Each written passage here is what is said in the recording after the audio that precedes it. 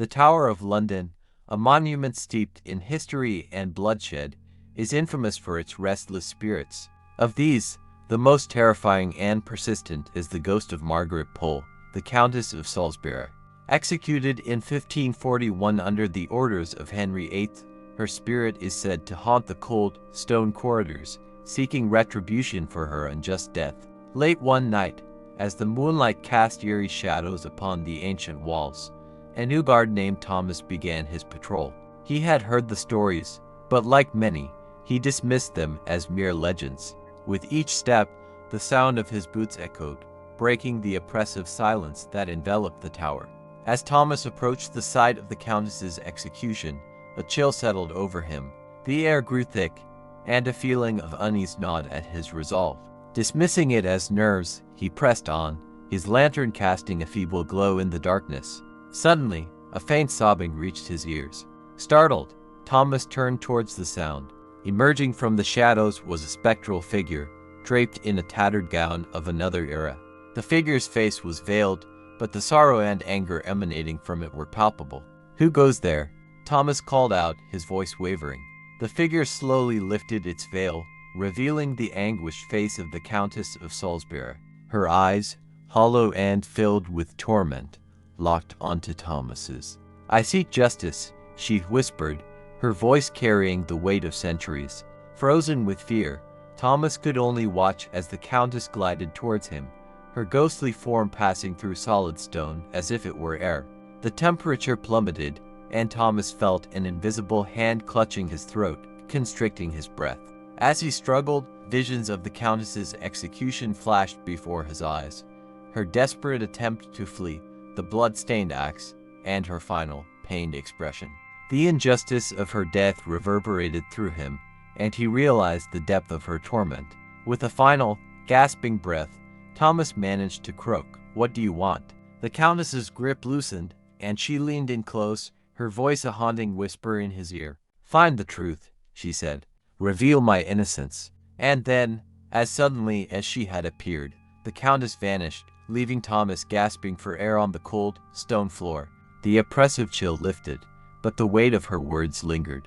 Determined to uncover the truth behind her death, Thomas delved into the tower's records and historical accounts. He discovered evidence suggesting that the Countess had been a pawn in a political game, executed to serve the ambitions of the powerful. As he pieced together the fragments of her story, Thomas felt a presence guiding him, urging him on. The more he uncovered, the more intense the supernatural occurrences became. Whispers in the dark, fleeting shadows, and the persistent feeling of being watched haunted his every step. One night, as he pored over yet another ancient document, Thomas felt a familiar chill. Looking up, he saw the Countess standing before him, her expression one of gratitude and sorrow. "Thank you," she whispered, "but my journey is far from over."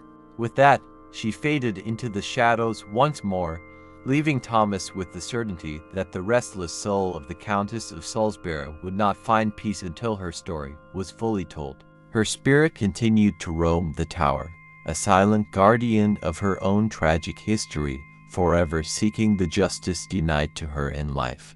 And so, the intrigue of the Countess of Salisbury's ghost remains, a chilling reminder that some souls are too tormented to rest, their stories too entwined with the past to ever truly fade away.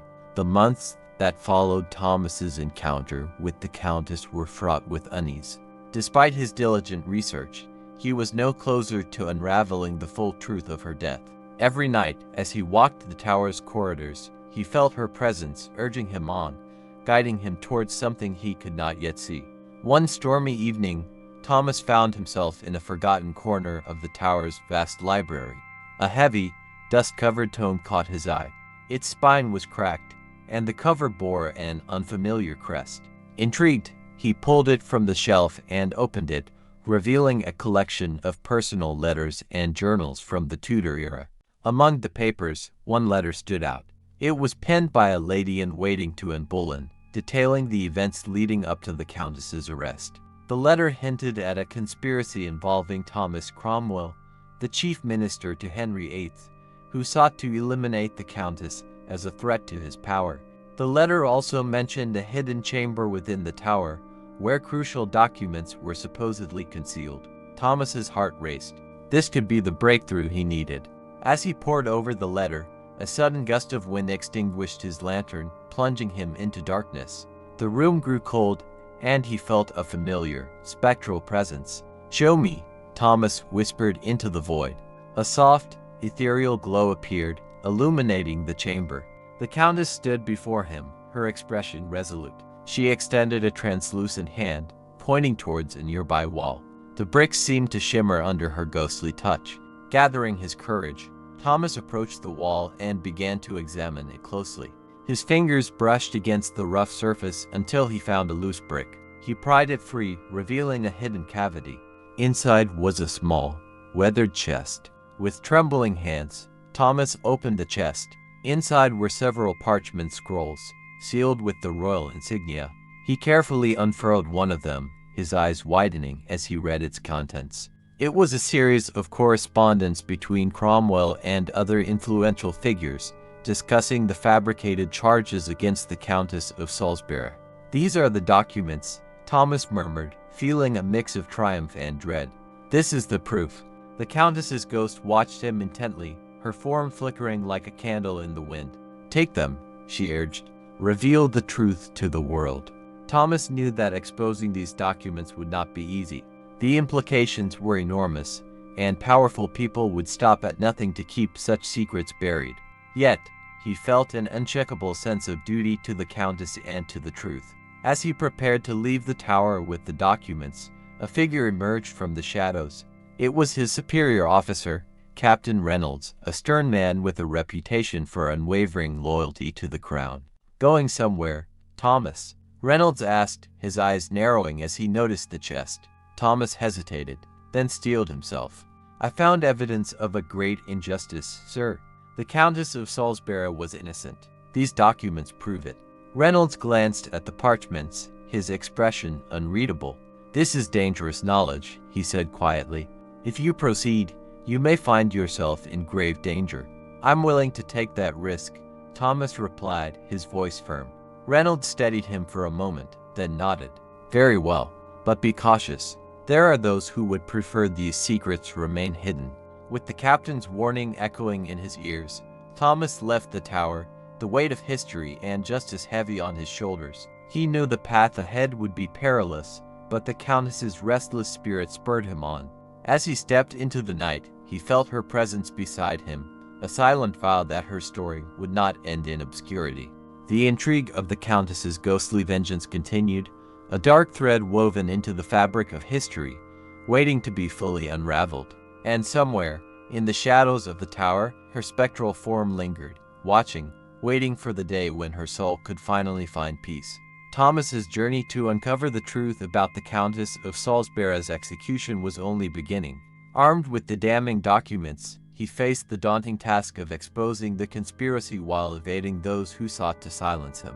Days turned into weeks as Thomas meticulously studied the parchments, piecing together the intricate web of deceit that led to the Countess's demise. He knew he needed allies, people who could help him bring this evidence to light. He reached out to a historian named Elizabeth, known for her expertise in Tudor history and her fearless pursuit of the truth. Elizabeth was initially skeptical but intrigued by Thomas's fervor and the authenticity of the documents. After a thorough examination, she agreed to help him. Together, they formulated a plan to publish their findings, aiming to make the truth known far and wide. However, their actions had not gone unnoticed. Unbeknownst to Thomas, a shadowy figure had been following his every move, reporting back to powerful individuals who had a vested interest in keeping the past buried. One night, as Thomas and Elizabeth met in a secluded tavern to discuss their next steps, the atmosphere grew tense. "Do you think we can really do this?" Elizabeth asked, her voice tinged with both hope and fear. "We have to," Thomas replied, determination hardening his features. "For the Countess, for justice." As they spoke, the door to the tavern creaked open, and a hooded figure entered, scanning the room before settling at a corner table. Thomas felt a shiver run down his spine. He couldn't shake the feeling of being watched. The next morning, as Thomas made his way to Elizabeth's home, he found the door ajar. His heart pounded as he stepped inside, calling her name. The house was in disarray, books and papers scattered across the floor. Elizabeth was gone. A sense of dread washed over him. Had she been taken? He frantically searched for clues, eventually finding a hastily scrawled note hidden under a book. Thomas, they're onto us. They took Elizabeth. You must continue without me. Trust no one. Thomas's resolve hardened. He knew he couldn't let fear stop him. With the documents securely hidden, he decided to seek help from an old friend, Jonathan, who worked as a journalist for a major newspaper. Jonathan was shocked by the tale Thomas recounted but agreed to publish the story, recognizing its historical significance and the potential for scandal. They worked through the night, preparing the article and ensuring the documents were authenticated. Just as the first copies of the newspaper were rolling off the presses, a commotion erupted outside the printing house. Thomas peered out to see a group of men, armed and menacing, approaching the building. His heart raced as he realized they were there to stop the publication. "Jonathan, we have to go," Thomas shouted, grabbing the freshly printed papers. They fled through a back door, narrowly escaping as the men stormed the building. Thomas and Jonathan ran through the winding streets of London, determined to find a safe place to continue their work. They eventually sought refuge in an abandoned warehouse, where they regrouped and planned their next move. The story had to get out, but it was clear that powerful forces were determined to prevent that. As they strategized, Thomas felt a familiar chill. The ghostly figure of the Countess of Salisbury appeared before him, her eyes filled with urgency and determination. "Do not falter now," she whispered. "The truth must be told." Thomas nodded, his resolve stronger than ever. With the Countess's spirit guiding him, he and Jonathan devised a plan to distribute the newspapers clandestinely, ensuring that the story reached the public. Days later, the story of the Countess's unjust execution and the conspiracy surrounding it hit the streets, causing an uproar. The powerful individuals implicated in the documents were forced to respond, and the public's demand for justice grew louder. Yet, the danger was far from over. Elizabeth was still missing, and Thomas knew that those who opposed him would not rest until they silenced him for good. As he walked through the streets, he felt the weight of countless eyes upon him, both living and spectral. The Countess's presence was a constant reminder of his mission, her ghostly figure sometimes appearing in the corner of his vision, urging him on. The intrigue of the Countess of Salisbury's ghostly vengeance continued, a dark thread woven into the fabric of history, waiting to be fully unraveled. And somewhere, in the shadows, her spectral form lingered, watching, waiting for the day when her soul could finally find peace. The story was far from over, and Thomas knew that his journey was only beginning. The path ahead was fraught with peril, but he was determined to see it through, no matter the cost. The days following the publication of the story were tumultuous. The evidence of the conspiracy spread like wildfire, igniting public outrage. The powerful individuals implicated in the documents scrambled to cover their tracks, but the truth had already taken root in the minds of the people. Despite the danger, Thomas and Jonathan pressed on.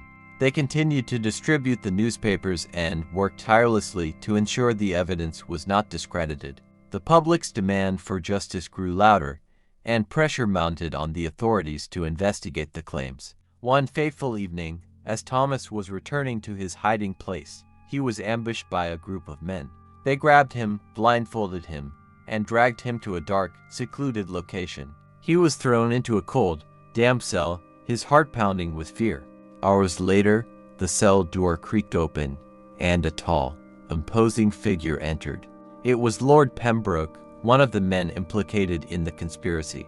"You've caused quite a stir, Amar." "Thomas," Lord Pembroke sneered, "but your meddling ends here." Thomas stood his ground, his voice unwavering. "The truth is out, and no matter what you do to me, it can't be silenced." Lord Pembroke's expression darkened. "We shall see about that." Just as he raised a hand to strike Thomas, a sudden, icy wind swept through the room. The lights flickered, and the ghostly figure of the Countess of Salisbury appeared, her form glowing with an ethereal light. Lord Pembroke recoiled in terror as the Countess advanced. "You will not harm him," she declared, her voice echoing with authority. "Justice will be served." In a panic, Lord Pembroke stumbled backward, fleeing the room. The Countess turned to Thomas, her expression softening. "You have done well, Thomas. Now, we must find Elizabeth." Guided by the Countess, Thomas made his way through a series of hidden passages within the tower. Eventually, they found Elizabeth locked in a small, dimly lit room. She was weak but alive, and tears of relief filled her eyes as she saw Thomas. "Thank you," she whispered, embracing him.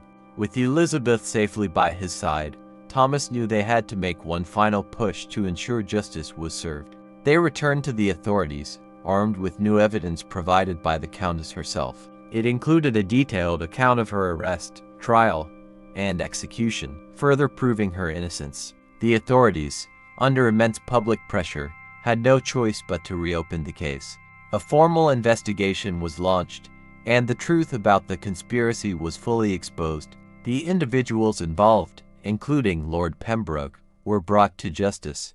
The news of the investigation's success spread, and the public's faith in justice was restored. The Countess of Salisbury's name was cleared, and her tragic story was finally told in full. One night, as Thomas stood before the tower, the ghostly figure of the Countess appeared once more. Her expression was one of peace and gratitude. "Thank you, Thomas," she said softly. "You have freed me." With those words, the Countess's form began to fade, her spirit finally finding rest. Thomas watched as she disappeared into the night, a sense of fulfillment washing over him. Elizabeth joined him, taking his hand. "We did it," she said, her voice filled with pride. "Yes," Thomas replied, looking up at the tower. "We did." With the truth revealed and justice served, Thomas and Elizabeth continued their work, ensuring that history would remember the Countess of Salisbury not as a traitor, but as a victim of a grave injustice. Her spirit, now at peace, no longer haunted the tower, but her story lived on, a testament to the power of truth and the resilience of the human spirit. And so, the tale of the Countess of Salisbury came to a close, not with the lingering shadows of unrest, but with the bright light of vindication, her restless soul finally finding peace.